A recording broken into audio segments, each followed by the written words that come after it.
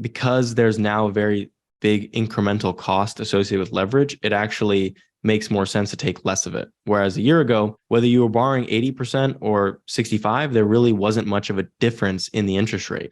But today there's a big difference in interest rate, potentially up to 2% or so, which is a big difference. So it actually makes more sense now to be at lower leverage.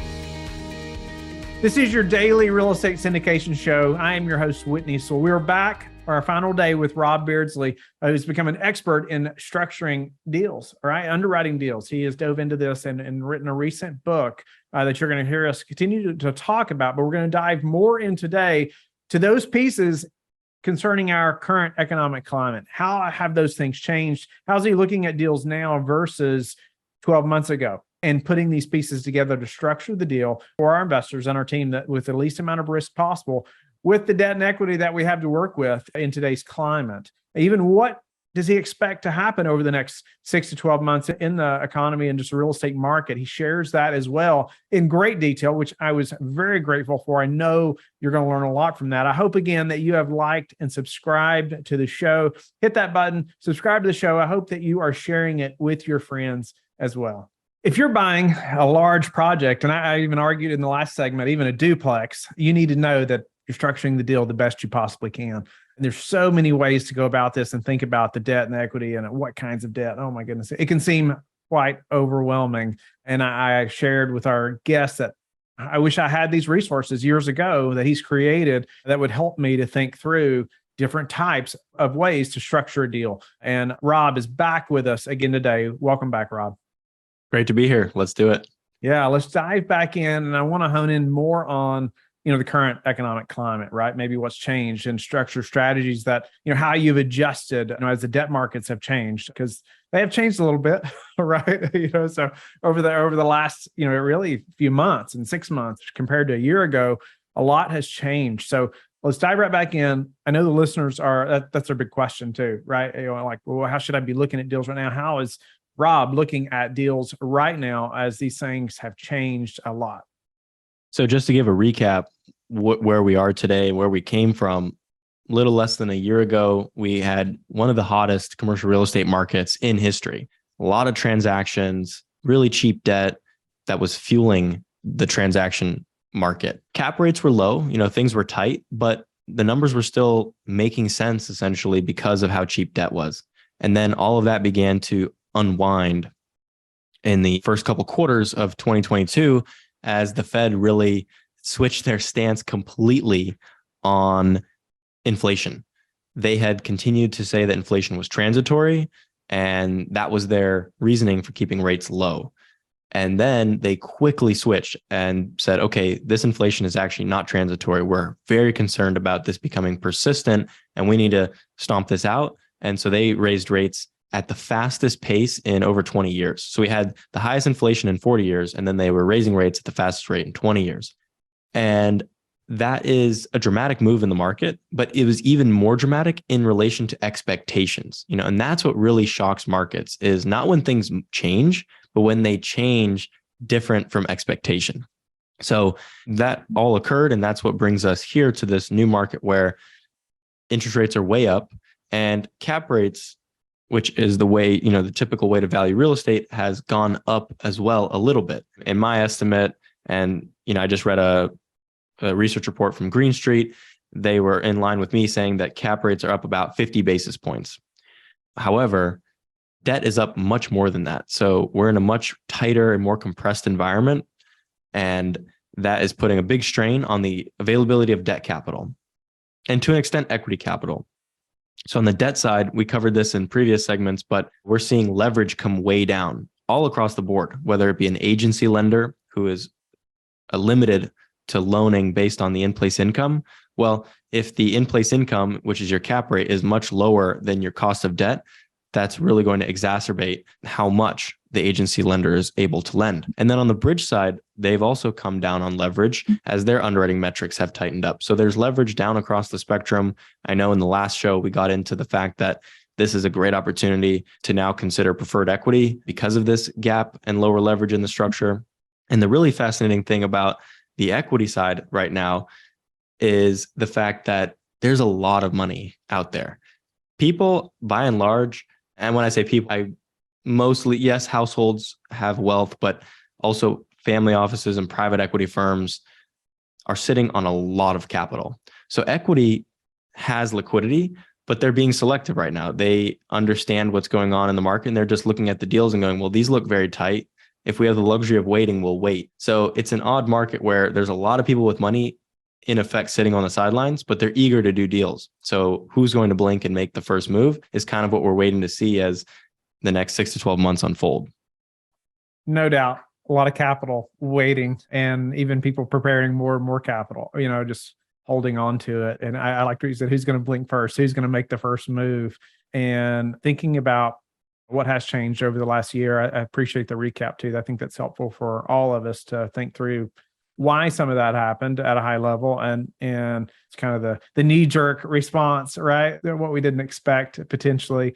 So what has changed for you though, as you are structuring deals, or maybe dive into that a little bit versus a year ago to now, and then maybe, some challenges because of what's happened?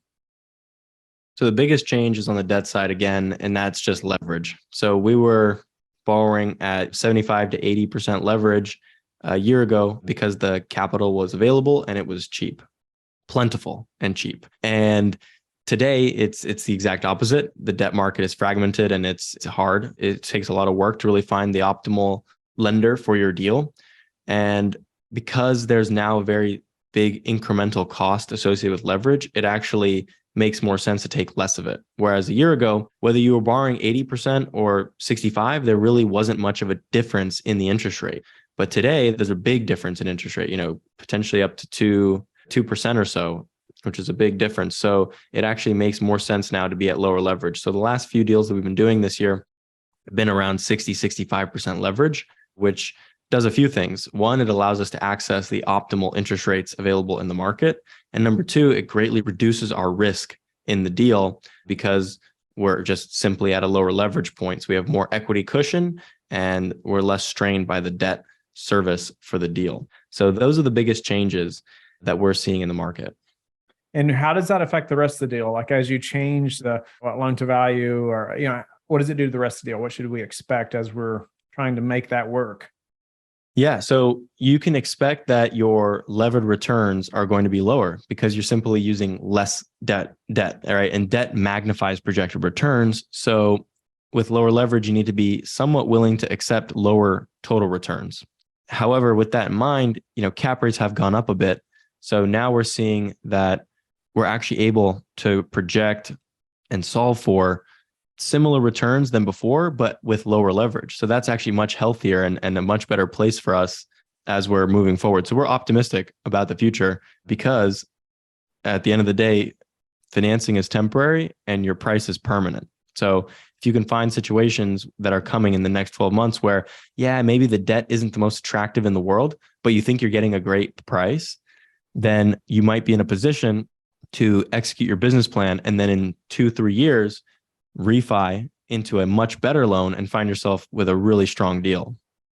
Yeah, I love that quote. The financing is temporary, but the purchase price is permanent. It's something to keep in mind as you're making offers, right? Or maybe you're getting a deal under contract and thinking through the type of debt. So you mentioned though, maybe we need to be willing to take lower returns. Is that something, I think we mentioned in the last segment, you all do not typically change that in let's say the most common scenario. Is that a consideration then?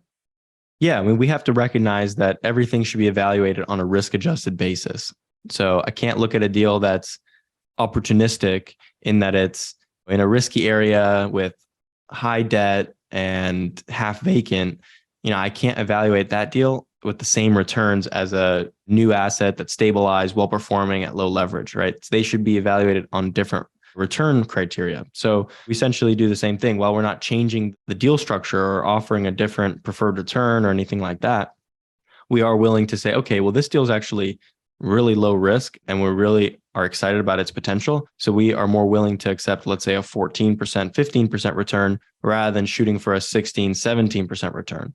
So that needs to be taken into account. The other thing to consider is if it is a 14% return versus a 17, you or us as the sponsor have to expect to make a little bit less money because we earn more money as the deal outperforms. So it's a little bit, it requires, I don't want to say patience, but to be responsible, to think long term and say, okay, this is actually in my best long-term interest because this is the best deal I could structure for my investors, not necessarily for my own profits. Yeah.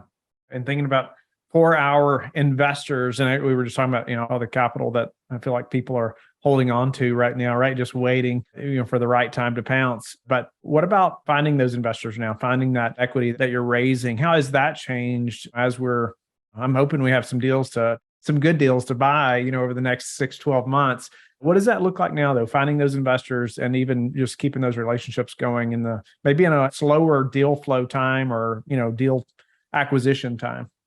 Yeah. Well, I've been noticing that this is actually a fantastic time to go out and network because people are taking a breather from the hottest transaction market in history and people have less to do. And so if you're talking about a private equity firm that's sitting on a brand new fund that they just raised, that's $500 million, they're just like us. They're looking for good deals. They're looking for good partners. So they are more open right now to meet new potential partners than they would be a year ago because they were just so busy working with their existing network closing deals. So I'm having a lot of great conversations right now with those types of firms, private equity firms and family offices gearing up for what hopefully will be some better opportunities in the coming year.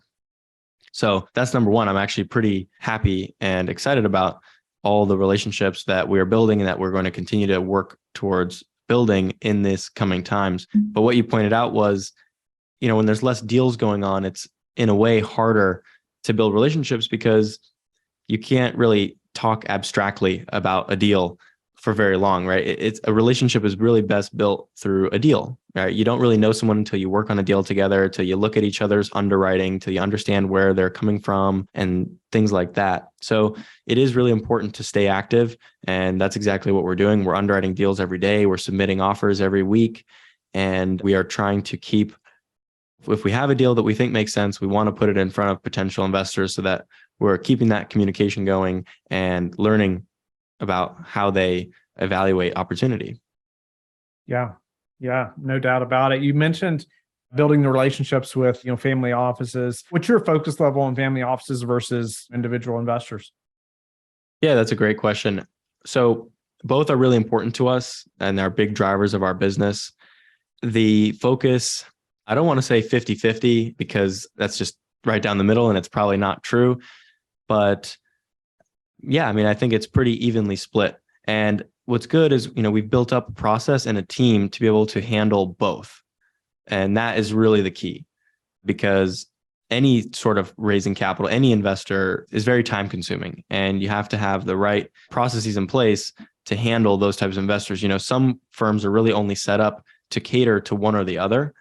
And so I'm really proud of the fact that we are actually set up in such a way that we kind of have enough sophistication and infrastructure to attract and handle large investors. Yet at the same time, we work really hard to manage our over 300 individual passive investors in our deals. What about anything else, Rob? Maybe I'll have a few more questions, but before we jump to a few final questions, anything else you'd really like to leave the listeners with or important for, say, any investor to know or remember before financing debt and equity? Maybe relate that to the current economic climate. Yeah. So one thing's for sure is there's a lot of risk in the environment that we're in. And even more important, there's a lot of conversation about risk. A year ago, the conversation was go, go, go. And it was all about doing the next deal and not missing out on the big returns. And now the conversation is much more sober and about downside protection and staying alive, right? So one thing that I've really learned, and this is, I've really taken this to heart, and I think this is really important, is at the end of the day, what are you and I providing our investors? They can go invest anywhere. They can invest through their brokerage account into the stock market. They can buy gold. They can invest in real estate on their own. They can invest with us. So they have so many options. So at the end of the day, why do they pick us and why should they pick us? And I really feel like it boils down to the simplest thing, which is providing them a way to sleep at night. Because investing is risky no matter where you put your capital. and it can take your time, it can take your energy, and it can be stressful and you can lose money. So really, I think the most important thing that we can provide investors is the ability to sleep and feel comfortable and confident in their investment. And that is not easy. And that adds another layer of complexity to when you're thinking about debt and equity structures, right? So how can I structure the deal with those things in mind? And that's something that I think would be really important to leave the listeners with. I like that. I like that, looking at it like that, providing them with a way to sleep at night. I used to talk about that some when I was questioned a few times from some operators that invested with us in a project. I won't go into much detail right now, but we had a very large reserve budget. And I was questioned about this reserve budget. And I'm like, guys, like, we're going to sleep better. And it was a project specifically we closed on a week before they shut the country down for COVID. So nothing else was said about it after that. Yeah. Wow. So, but I'm like, I know it does affect the returns a little bit, but I'm okay with that. We're all going to sleep better. It's exactly what you're talking about. Exactly. Right. If you were just to analyze it by the numbers and percentage points, you'd say, well, that's too big of a reserve. We can get away with less and the returns look a little bit better by using less reserves. But yeah, that sleep at night factor is big. Yeah, for sure. Well, I would love your opinion. I know the listeners would as well. Just any predictions you have for the next 6 to 12 months, or, how that's changed, how you all are looking at deals. So I think, predictions are interesting to the extent that they contradict the general market view, right? So the general market view is that we are going to see the peak Fed funds. So the Fed is going to raise rates up to May. And so I roughly believe in that market view. Where I differ with the market is the market has Fed funds staying elevated for a couple of years and dropping down a little bit, but staying high into the fours, into the high threes. And I really do believe that all of this monetary policy that we've been doing is going to have a big effect on the real economy. And we're going to see financial conditions really tighten. And that's going to have an impact on jobs. I do think it will bring down inflation. And in the end, that's going to put us into a recession, which is no surprise. A lot of people have been calling for that. And the Fed actually is really okay with that because they know that a recession is the one and only remedy for this inflation that we're having. However, what I believe is that when we do go into that recession, the Fed's going to quickly reverse course and quickly reduce rates in order to re-stimulate the economy back into a healthy, growing environment. So, and if you look back at the previous cycles and look at the data associated with those cycles, you'll see that the market always projects that the Fed's going to raise rates, stop, and then hold it. And then in reality, every single time, they don't just stop and hold, they get there, and then things get a little rocky and they quickly cut rates. So that's kind of what I'm anticipating. So I'm anticipating rate cuts towards the end of 2023.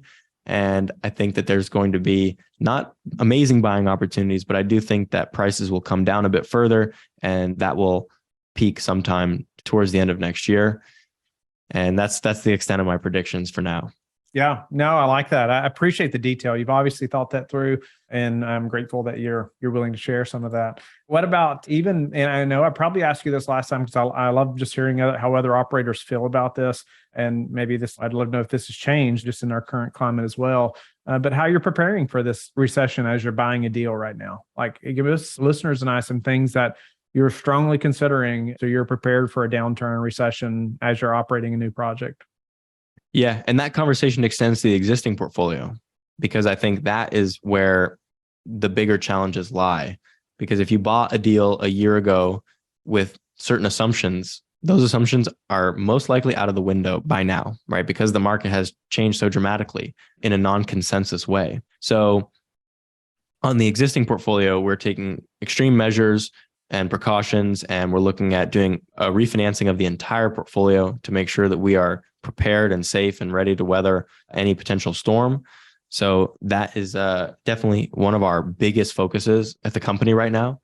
And then on new acquisitions, I think it's just as simple as avoiding bridge loans. And that job kind of takes care of itself, because when you look at the interest rates on bridge loans today, it's really hard to stomach. So it's not like a tempting thing anymore. Back a year ago, when interest rates were sub 4% on bridge loans, that was very tempting and it was hard to turn down. But today, it's all about lower leverage. And I also think fixed rate debt is somewhat controversial, because some people are arguing, well, it's not a good time to fix your rate because you're fixing into relatively high rates today. And the view is that rates will probably be lower later. So you can just maybe float now and then float lower. But I think going back to that ability to sleep at night, if you're locking in a deal right now, low leverage and fixed rate, it really doesn't get any better than that. Yeah. But if it works, it works. Right. That makes sense. Well, you mentioned refinancing the entire portfolio. I know some maybe think, well, aren't interest rates higher right now? Why would you want to do that? Yeah. Well, the goal there is to do a few things. One is to take risk off the table by going away from floating rate debt into fixed. And again, the certainty of the fixed rate is more important than the relatively higher rate of the fixed rate than what may lie ahead. So that is our view, and that's how we want to approach it. The other important thing, and thankfully we don't really have this issue in our portfolio, but the other strong motivation for those who are jumping ahead of the potential storm and refining today is to extend maturity. Some people have bridge loans that are coming due in the next year or two, and they do not like the prospect of having a loan come due at potentially the worst time. So they're just getting ahead of it and saying, let's just refi now, and maybe we're going to refi into a higher rate today, but let's get more maturity and remove risk off the table. And that even includes for some a capital call, because they're refining now into an environment with higher rates, lower valuations. And so they're unable to pay off their existing loan with a new loan, and they actually need to bring in fresh equity from their investors or otherwise, maybe from a third party source like a preferred equity lender in order to fully capitalize the deal. Yeah.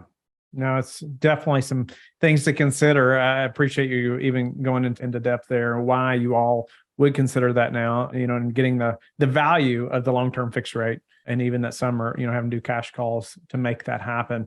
But they're preparing, hopefully, for better sleep either way, right? As hard as that is to even think about a cash call. But what about, Rob, what would you say your best advice for passive investors is? For passive investors, I would say moving forward, there's a lot of chatter right now, right? We talked about there's a lot of sober conversations, there's a lot of risk. And so something I'm hearing a lot from passive investors is that they want to sit on the sidelines. They want to wait until the dust settles and things like that. And I totally understand that. But I made that same mistake during COVID. We should have bought every deal in 2020, but we didn't. We didn't buy a single deal after COVID because why? We were scared. And the best deals are when you're scared. That's just the fact. That's the fact of the market. And it's so cliche. It's so simple to hear the tropes that be fearful when others are greedy and be greedy when others are fearful, right? But the reality is to go against the grain is just really hard. So we're going to have some times coming up where it's going to feel difficult to move forward, but you have to kind of trust your gut and make the decision. And one way to make it a little bit easier on yourself is to not focus so much on market timing and focus on fundamentals and investing consistently. So like you and I'm sure we both just invest in all the deals that we're doing, and I don't cherry pick. I don't try to say, well, this one's a better one, so I'm going to invest more into this one and less into this one. I try to just keep it consistent and invest in every single deal. And that means it's going to smooth out in the long run. Some deals are going to overperform, some deals are going to underperform. And in the end, we're going to do just fine. Yeah, I agree. Do the same thing. Yes, there are some that I'm like, wish I'd invested more in that one, but of course, but I'm just like you don't know that at the time. And still some of that's going back to some of the planning for the operator on the liquidity side. As you plan to do more deals, you can't always put as much in a deal as you would like either. But I agree, just the consistency over time. So Rob, what's the most important metric that you track? I ask this to everyone, so it's not just about underwriting, or it could be anything in your business, but it could be something personal as well. Maybe you track, I get out of bed every day on time, or your bench press number, something like that. Whatever's most important to you. I love tracking stuff. So for me, one of my favorite things to track recently, at least, are the book sales. I love seeing the book sales numbers. We got to 1,000 books sold in just over a month of the launch, which for the first book that I published took us 6 months to get to 1,000 books sold. So it's really cool to see the progress there. That's exciting. I would say for our business, one of the most important things that I like to keep track on is the number of deals per week that my acquisitions team is underwriting. That to me is a leading indicator of deals. I know for a general heuristic, if I want to do 6-8 deals in a year, which is our goal, then we need to be underwriting 10 to 15 deals a week. So that's something that I'm tracking. I want to see that those deals are being underwritten, that we're making offers. So yeah, we track those things every week in our pipeline calls. Awesome. What about any habits that stand out to you that you are disciplined about that have produced the highest return? Well, I mean, I'm sure you've heard this from me before on previous shows, but definitely writing down my goals. It's great. There's nothing like a journal and a pen to just write down ideas, thoughts, brainstorms, and goals. And it's also really fulfilling to write them down and then look back at them months later and say, oh yeah, I got that goal done. Oh, that project. Yeah, we got that. So that is being intentional with where you want to go is so big, because if you don't have a plan, then it's just, you're not going to get there. So it's not an easy thing to do, but it's really, in my opinion, the first step. Knowing where you want to go is the first step. What's the number one thing that's contributed to your success? I don't know. That's a tough one. I think direction is important, right? Because there's a lot of people that are smart. There's a lot of people that work really hard, but it becomes a question of not how hard you work, but are you working towards the right thing? And so I've been very fortunate, in my opinion, to pick the right direction to be going in, picking the right partners, picking the right strategy, picking the right ways to spend my effort. And so I think that is really smart. It's not about just working harder than everybody else. You do have to work smarter. And how do you like to give back? I do a lot of teaching and consulting and things like that. So I've been asked through various masterminds to provide free guidance and talk about deal structure, talk about marketing, talk about that kind of stuff. So yeah, I mean, it's a lot of stuff in the business that I like to give back through. We are launching an initiative here at Lone Star to develop our own donor advised fund. So we'll be doing some explicit, giving through the company as well, which I'm excited about. But one point about advice and kind of giving things away like that, which is somewhat of a pet peeve on my mind lately, is I really discourage people to go out there and ask people to pick their brain. I really don't like it. I don't think it's the right approach. Your success rate on that's very low, because not that many people that you're interested in talking to are really available or interested in having their brain picked. So you need to find a way to add value. Adding value is the number one thing. Having the go-giver mindset and adding value, I think that is a huge, huge thing, especially when it comes to a mentor and mentee relationship. Couldn't agree more. Yeah, as I'm sure you do, get asked often, hey, could we chat for a few minutes? Somebody trying to get started or thinking about getting in this business, or I would love to. And years ago, I took every one of those calls that I could possibly get on, right? You don't know where they're going to go or who it might be, but as you grow, it's harder and harder to do that. And as you get more focused and, you just don't have the time. Unfortunately, I would love to, right? As I know you would, but you do have to be focused, like you said, and you just can't. So adding value, makes you want to spend some time with that person. Right. Well, Rob, honored to have you back on the show. I've enjoyed the conversation, and I know the listeners and myself have learned a lot from you, and looking forward to diving into your books even further. I know you're going to write more. I just bet on it, right? I just guarantee it's going to happen. But thank you again for your time. We're very grateful. It's a very important topic, and appreciate your just willingness to dive in and become an expert in this part of the business, and then be willing to share as well. But tell the listeners again how they can get in touch with you and learn more about you and find your book. Yeah, absolutely. So one last time, you can check out the new book at structuringandraising.com.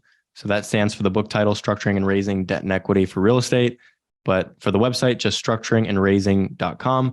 And if you want to learn more about myself, get in touch, you can go over to our website, lscre.com. Thank you for being with us again today. I hope that you have learned a lot from the show. Don't forget to like and subscribe. I hope you're telling your friends about the Real Estate Syndication Show and how they can also build wealth in real estate. You can also go to lifebridgecapital.com and start investing today.